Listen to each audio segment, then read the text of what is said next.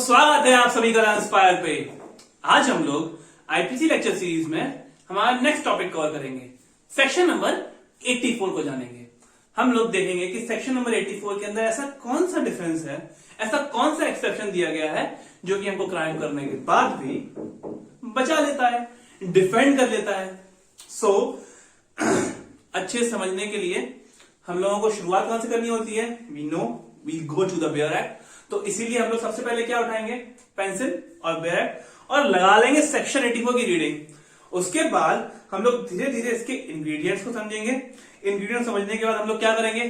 Case laws को देखेंगे। हम लोग देखेंगे लीगल इंसैनिटी और मेडिकल इंसैनिटी के अंदर डिफरेंस क्या होता है। अब बोलोगे सर क्यों बोल रहे हो इंसैनिटी इंसैनिटी इंसैनिटी? तो हाँ भाई, सेक्शन 84 हमें बताता है इंसैनिटी एज ए डिफेंस। तो अगर हम बात करें बेयर एक्ट में रीडिंग लगाने की, तो सेक्शन 84 कहता है कि act of a person of unsound mind, unsound mind, उसका दिमाग ठीक स्थिति में नहीं है। ठीक है, so nothing is an offence which is done by a person who, ऐसा कोई भी कार्य, ये समझ रहे हो ना, हर एक जगह पे हर एक्सेप्शन में ऐसी ही लैंग्वेज लिखी गई है। कोई भी ऐसा कार्य जो कि ऐसे इंसान के द्वारा किया गया हो जो कि at the time of doing it by reason of unsoundness of mind is incapable of knowing the nature of the act, okay, और that he is doing that what is either wrong or contrary to law. तो अगर कोई इंसान किसी कार्य को करते समय अनसाउंडनेस ऑफ माइंड की वजह से, ठीक है, ये नहीं पता कर पाता है कि उस एक्ट का नेचर क्या है, ठीक है, या फिर वो जो एक्ट कर रहा है वो गलत है या लॉ के अगेंस्ट है, ये सब चीजें वो खुद इंटरप्रेट नहीं कर पा रहा है, तो ऐसे इंसान को इसका डिफेंस मिल जाएगा। ओके, ठीक है, आईपीसी के अंदर ये हमने रीड किया। लेकिन एक बात बहुत जरूरी यहां समझनी है कि सेक्शन 84 को पढ़ने से पहले ये कहां से आया, ये जो ज्ञान दे रहा है ये कहां से आया, ये जानना जरूरी है। एक बहुत ही लैंडमार्क, बहुत ही इंपॉर्टेंट केस लॉ है जिसके थ्रू हम लोगों को मैकनॉटन्स रूल्स निकल के आते हैं। मैकनॉटन्स रूल्स, जिसका उपयोग, जिसके थ्रू कह सकते हो आईपीसी के अंदर मेनली बात करी गई है। ठीक है, एक बात समझो, शॉर्ट में समझा देता हूं फैक्ट्स क्या थे मैकनॉटन्स केस के, उसके बाद हम लोग रूल्स को देखते हैं। ठीक है, क्या था, एक मैकनॉटन साहब थे, इनको एक डेल्यूजन हो गया था, इन्हें एक भ्रांति हो गई थी कि जो प्राइम मिनिस्टर साहब है ना, वो कुछ गलत करने वाले हैं, ठीक है। तो ये उससे खुद को बचाने के लिए डिसाइड कर लेते हैं मैं प्राइम मिनिस्टर को मार दूंगा। ठीक है, अब इसी क्रम में आगे वो सोचते हैं कि जो प्राइम मिनिस्टर के सेक्रेटरी थे ना, प्राइम मिनिस्टर के जो सेक्रेटरी थे वो ही प्राइम मिनिस्टर है। देख रहे हो, पहले तो ये मनगढ़ंत कहानी बनना कि साहब वो हमारे लिए कुछ गलत कर रहे हैं, ऐसा कुछ है ना, फिर उसके बाद ये डेल्यूजन बन जाना, समझ रहे हो। तो इसके बाद जो उन्होंने ये क्राइम कमिट किया, अब इस पे कोर्ट ने इनको डिफेंस मिलना चाहिए पागलपन का या इंसैनिटी का, अनसाउंडनेस ऑफ माइंड का या नहीं, उस पर बातें करी, उस पर काफी सारे क्वेश्चंस रेज की कि क्या क्या देखना चाहिए हमें। उसके बाद कुछ रूल्स निकल के आए। क्या थे वो मैकनॉटन्स के रूल्स, तो देखते हैं। Every person is presumed to be same. अच्छा, हर बंदा जो कि कोर्ट में पहले आएगा उसे पागल माना नहीं जाएगा, उसे नॉर्मल पर्सन कंसिडर किया जाएगा। आपको प्रूव करना पड़ेगा दैट आई एम इनसेन, या फिर आपके काउंसिल को या लॉयर को। ठीक है, next, at the time of commission the accused under such defect of reason due to disease of mind, पढ़ते हैं ना, at the time of commission the accused under such defect of reason due to disease of mind as not to know the quality and nature of the act he was doing, or if he did not know it, if he did know it, did not know it to be wrong। कुछ similarity लगी इस कहानी की और जो भी section 84 में reading लगाई थी। क्या, देखो हम लोग चेक करेंगे कि कमीशन जब क्राइम का हो रहा है, ठीक है, उस वक्त मेंटल स्टेट क्या थी? जो एक्यूज था उसको defect of reason, defect of disease of mind, इसकी वजह से ये नहीं पता चल पाया कि जो क्वालिटी और नेचर एक्ट जो कर रहा है उसका क्वालिटी और नेचर क्या है। और अगर उसको पता है भी, if he did know it, तो भी उसको ये नहीं पता है कि वो गलत है। Got it? अब तुम लोग समझ पा रहे होगे कि क्यों हम कह रहे थे कि वहां से सेक्शन 84 की कहानी निकल के आई है। अच्छा, अब तोड़ मरोड़ कर लें, सेक्शन को समझ लें। तो इंग्रेडिएंट्स की अगर बात करें तो पहली बात क्या कहता है? The person should be incapable of knowing the nature of the act. क्या मतलब सर? मैं कह रहा हूं कि तुम्हें समझ ही नहीं आ रहा कि तुम क्या गलत कर रहे हो। अगर ऐसा हो गया है तुम्हारा दिमाग तो तुम डिफेंस पा सकते हो। एग्जाम्पल दो सर। तो देखो यार, अगर एक आदमी की तुमने सर का मतलब आदमी का तुमने सर काट दिया, केस का कहानी समझा रहा हूं मजे में, ध्यान देना।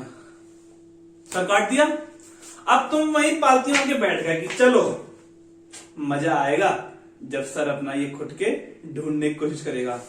पॉइंट समझ में आ रहा है?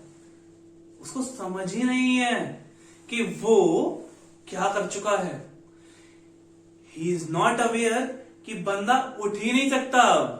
सो incapability of knowing the nature of his act. Next point sir, fails to understand that the nature that the act is contrary to law. What I'm saying? I'm saying कि देखो, एग्जाम्पल लो, अगर मैं मानता हूं due to any religious belief और दिमागी हालत के खराब होने की वजह से कि मैं एक बच्चे की बलि दूंगा, उससे क्या होगा? इसको स्वर्ग की यात्रा मिलेगी, स्वर्ग जाने को मिलेगा।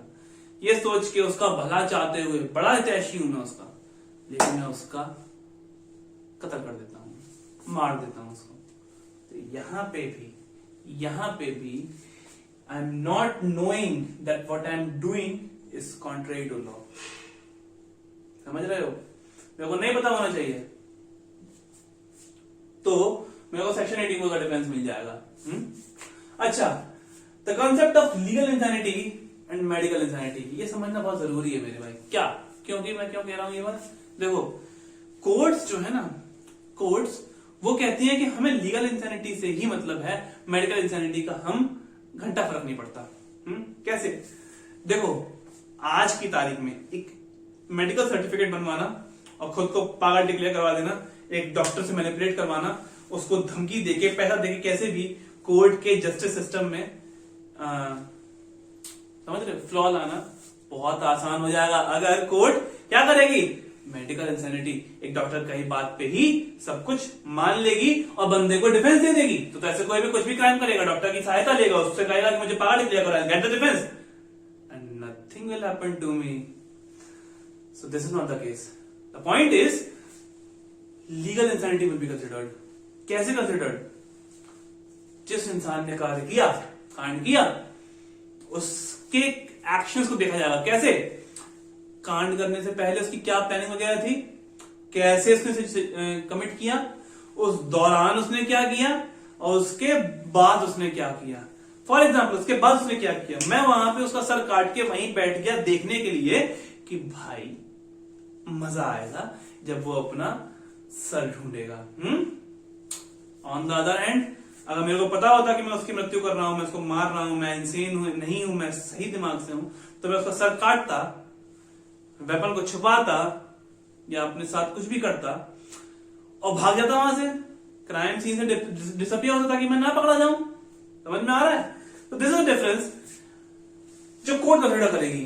कोर्ट देखेगी कि आपकी हरकतें कैसी हैं, पहले, उस दौरान और कार्य करने के बाद। ये सब का जो कंसिडरेशन है ना, ये ही लीगल इंसैनिटी है। Next point, medical insanity certificate वाली। ठीक है, तो अगर हम बात करें कि ये बात सर आप कहां से कह रहे हो, क्यों कह रहे हो कि लीगल कंसिडर करी जाएगी, तो मैं कहूंगा कि Surendra Mishra versus state of Jharkhand का केस अगर उठाओगे 2011 में, तो कोर्ट ने उसमें यही कहा कि हम मानेंगे तभी तुम को सेक्शन 84 का डिफेंस मिलना चाहिए। कब? जब तुम लीगल इंसैनिटी प्रूव करोगे। मेडिकल साइंटिस्ट को नहीं मतलब है। ठीक है, नेक्स्ट पॉइंट, दयाभाई छगन भाई वर्सेस स्टेट ऑफ गुजरात 1964 में यही बात कही गई जो मैं तुम्हें अभी समझाई कि कार्य करने से पहले, प्रीसीडेड, अटेंडेड एंड फॉलोड, पहले, उस दौरान और आगे क्या एक्शंस रहे तुम्हारे, ये डिसाइड करेंगे whether you should be given this defense or not. Getting? So, ये एक पॉइंट है जिसमें मुझे एग्जांपल देना मैंने तुम्हें दे दिया है। Do not know the nature of his act. He was not knowing कि उसको उसने उसको मार दिया, उसको पता ही नहीं था क्योंकि वो बैठ के देख रहा है कि हाँ एंजॉय कि वो कब ढूंढेगा अपना sir. And the next point is do not know that it is wrong or contrary to law, बलि देने वाला। गेटिंग? समझ में आ रहा है? सो नेक्स्ट पॉइंट, एक लीगल इंसैनिटी के अंदर एक ऐसी एक पॉइंट है, समझना चाहिए तुमको। लीगल इंसैनिटी कब कंसिडर कर जाएगी, कब एस्टैब्लिश कर पाओगे तो कब? So when the cognitive faculties are such that the person does not know what he has done, or if he knows also, then he must not know what will follow his acts, what will be the consequences of his acts. Next concept समझना है लोग, concept of irresistible impulse। Simple सी बात है यार, देखो अगर हम बात करें irresistible impulse यानी कि हमें कुछ ऐसा, कई बार कुछ लोग होते हैं जिनको बहुत गुस्सा आता है, जो सडनली अपने गुस्से के चलते खुद को रोक ही नहीं पाते हैं, फिर बाद में रिग्रेट करते हैं, कुछ गलत कर जाते हैं। तो क्या ऐसे लोग जो खुद के गुस्से को ही कंट्रोल नहीं कर पा रहे हैं, खुद के दिमाग की सिचुएशन कंट्रोल नहीं कर पा रहे हैं और कुछ गलत कर दे रहे हैं, क्या उन्हें ये डिफेंस मिलना चाहिए? नहीं, मना कर दिया कोर्ट ने, कहा नहीं। ऐसी सिचुएशन में चाहे कितना भी इंसान स्वयं पे काबू नहीं कर पा रहा है तो भी उसको कोशिश करनी है और क्राइम कमिट नहीं करना है। ये लॉ का बेसिक पर्पस ही डिफीट हो जाएगा अगर कोई भी कहेगा कि मुझ पे काबू ही नहीं। आ रही बात समझ में? ठीक है। सो हमने मैकनॉटन्स रूल्स देख लिए, हमने देख लिया सेक्शन 84 के इंग्रेडिएंट्स क्या थे, हमने बढ़िया से 2 केस पकड़ लिए और हमने कंसेप्ट ऑफ इररेसिस्टिबल इंपल्स समझ लिया। सेक्शन 84 एज डिफेंस में तुम्हें इतना ही समझना है। सो अगर वीडियो पसंद आई हो मेरे भाई तो लाइक करो, सब्सक्राइब करो, शेयर करो और हाँ